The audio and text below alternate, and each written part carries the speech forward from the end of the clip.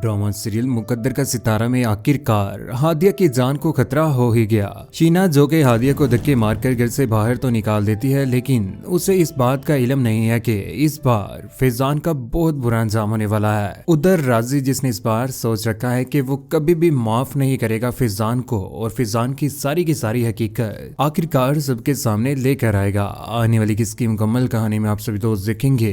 Drama serial मुकद्दर का सितारा आखिरकार चांदी के साथ का मेहमान रह चुका है। इस ड्रामे का बहुत जल्द इख्तिताम होने वाला है, जिसके बाद इस ड्रामे की जगह मनांगन ड्रामा आएगा और वो ड्रामा धूम मचा देगा। जिस तरह से लोग मुकद्दर का सितारा को पसंद कर रहे हैं, उससे भी ज्यादा मनांगन ड्रामे को पसंद करेंगे। सफदर कमाल जो कि बहुत ज्यादा परेशान हो चुका है, उससे तो जरा भी बर्दाश्त नहीं हो रहा कि उसकी इज्जत को इस तरह से दांव पर लगा देगा राजी। जिस तरह से उसने उसकी बहू के ऊपर हमला किया है, यानी कि रात गुजारी है, ये बात सफदर कमाल से तो बर्दाश्त नहीं होती। जिसके बाद सफदर कमाल बैठे आंखों में आंसू लिए हुए शीना के पास बहुत ज्यादा परेशान होते हैं। कहते हैं कि हमारी तो अब इज्जत ही नहीं रही, इज्जत शोहरत सब कुछ दांव पर लग गया है, अब हमें क्या करना चाहिए। मुझे समझ नहीं आ रही कि फैजान बेटे की जिंदगी के साथ ऐसा क्यों रहा है। अगर फैजान ने अपने आप को सुधारने का सोच ही लिया था तो राजी को ऐसे नहीं करना चाहिए था। राजी ने जो कुछ भी किया है उसने साबित कर दिया है कि वो मेरा कुछ भी नहीं लगता। जितनी जल्दी हो सके इनको घर से बाहर निकाल देना, इसमें बेहतरी है। और हो सके तो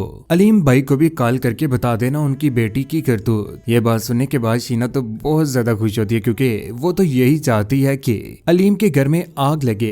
पहले भी उसकी बेटी के साथ बुरा हुआ है, आज ये सुनने के बाद वो इस दुनिया में ही ना रहे तो ऐसा ही होगा। अलीम साहिब से ये बातें जरा भी बर्दाश्त नहीं होंगी। दूसरी जानिब शीना जो कि इस बार शीमा चुड़ैल बन चुकी है, उसके पास तो अब सारे के सारे इख्तियारात आ चुके हैं। पहले तो वो कमजोर थी सफदर कमाल की वजह से, आज तो सफदर कमाल ने भी उसे हल्लाशेरी दे ही दी। उसका हाथ पकड़कर आखिरकार कमरे से बाहर निकालती कहती है कि जिसको तुम पसंद करती हो ना, उसी के साथ घर बसा लो और जितनी जल्दी हो सके इस घर से निकल जाओ। यहाँ पर रो पड़ती है।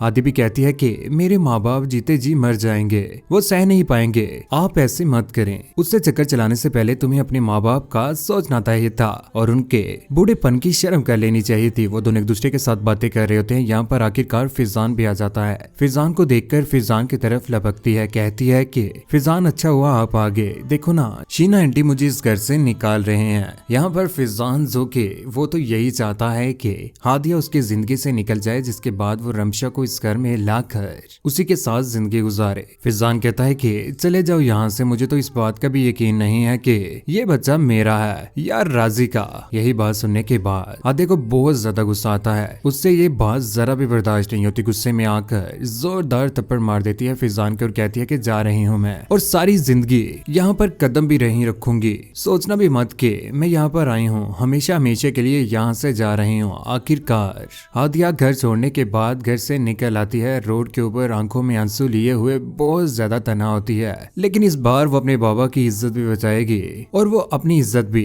क्योंकि फैजान ने जिस तरह से उसके ऊपर इल्जाम लगाया है, उसके बाद वो कुछ ना कुछ ऐसा करेगी जिसके बाद वो किसी को भी नजर आने वाली नहीं है। रोड के ऊपर जाती हुई उसका एक्सीडेंट हो जाएगा, जिसके बाद उसकी तबीयत बहुत ज्यादा नासाज होगी। हादिया की आने वाले वक्त में मौत भी हो सकती है, क्योंकि इतना ज्यादा जुल्म कैसे बर्दाश्त कर सकती है एक शरीफ लड़की, जिसने कभी सोचा भी नहीं था कि उसकी जिंदगी में उसके ऊपर इतने इतने बड़े इल्जामात, उसके किरदार के ऊपर इल्जामात और राजी जैसे शरीफ लड़के के ऊपर भी इल्जामात, उसको उसके साथ जोड़ना। और उस रात जो कुछ भी किया था रमशा और उसके दोस्तों ने और फैजान के दोस्तों ने भी, ये सारी की सारी हकीकत इस बार राजी सामने लाने वाला है। दूसरी जानिब राजी जिसे अपनी भी इज्जत की फिक्र है और अपनी माँ की भी, अपनी इज्जत को बचाते हुए आखिरकार उसकी माँ से कहती है कि बेटा जितनी जल्दी हो सके हम अपने नए घर में शिफ्ट हो जाते हैं, इसी में बेहतरी है, अपना सामान पैक करो और जितनी जल्दी हो सके इस घर से निकलने की करते हैं। अगर सफदर कमाल को हमारे ऊपर यकीन नहीं आ रहा तो हम ऐसा क्या कर सकते हैं, हमने तो हर मुमकिन कोशिश की है उनका घर बचाने के लिए, लेकिन तुम्हारे ऊपर भी इस तरह के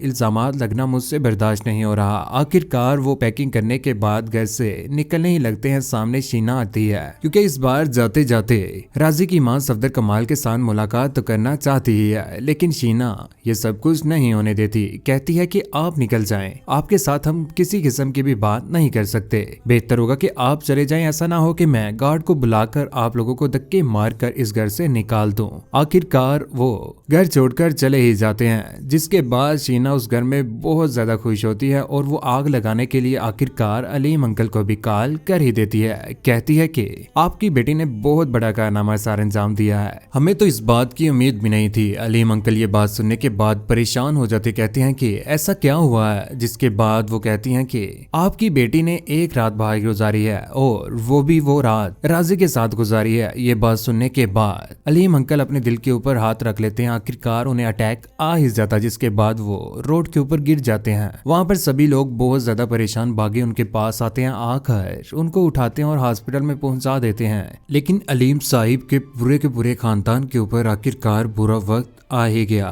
जिस तरह से अलीम साहिब अच्छे इंसान थे, उनके साथ अच्छा नहीं हो रहा। आखिरकार कब तक सच्चाई की एक ना एक दिन जीत ही होगी। अलीम अंकल का पूरा खानदान सच्चा साबित होगा। सफदर कमाल इस बात के ऊपर बहुत ज्यादा शर्मिंदा होंगे। उधर जब घर में पता चलेगा अलीम साहिब के बारे में तो घर में तूफान बर्पा हो जाएगा। फिजा रो पड़ेगी और फिजा की माँ भी परेशान होगी। और जब पता चलेगा हादिया के बारे में तो माँ के ऊपर भी क़यामत टूटने वाली है। कौन सी माँ ऐसा चाहती है कि उसकी बेटी के साथ ऐसा बुरा हो, और इतना बुरा तो किसी दुश्मन की बेटी के साथ भी ना हो जितना बुरा हादिया के साथ हुआ है। हादिया ने ईमानदारी के साथ फैजान के साथ जिंदगी गुजारना शुरू कर दी थी। राजी को अपने दिल से निकाल ही दिया था, लेकिन उसके बाद भी मिली तो सिर्फ और सिर्फ रुसवाई ही। फैजान जैसे गुंडे सिर्फ और सिर्फ अपनी बहन को ही बहन समझते हैं, दूसरों को बहन समझते ही नहीं। यानी कि हादिया भी किसी की बेटी ही थी, एक बाप ही उनका सहारा था। लेकिन फैजान ने जिस तरह से रमशा के साथ निकाह किया, उसके साथ इतना बड़ा धोखा किया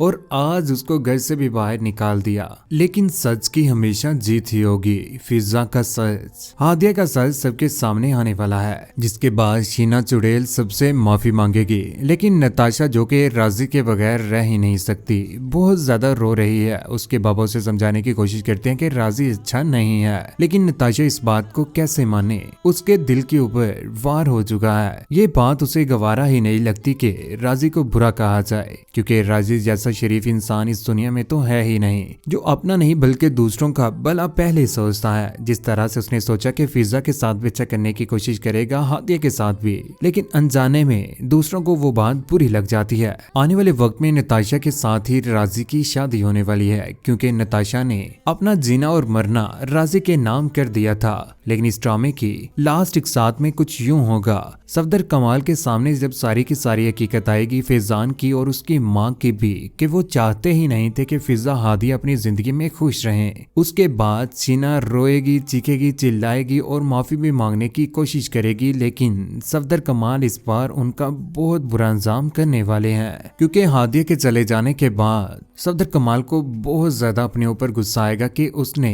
एक मासूम खानदान को तबाह कर दिया है। लेकिन कौन कौन चाहता है शीना चुड़ैल और फैजान का बुरा अंजाम? नताशा और राजी को एक दूसरे के साथ खुश कौन कौन देखना चाहता है, और रमशा का बुरा अंजाम? नीचे कमेंट सेक्शन में अपनी मोहब्बत भरी राय का एहसास जरूर कीजिएगा। चैनल को सब्सक्राइब करने के बाद बेल का बटन जरूर दबाइएगा। अपना ख्याल रखिएगा, दुआ में याद रखिएगा। अल्लाह हाफिज।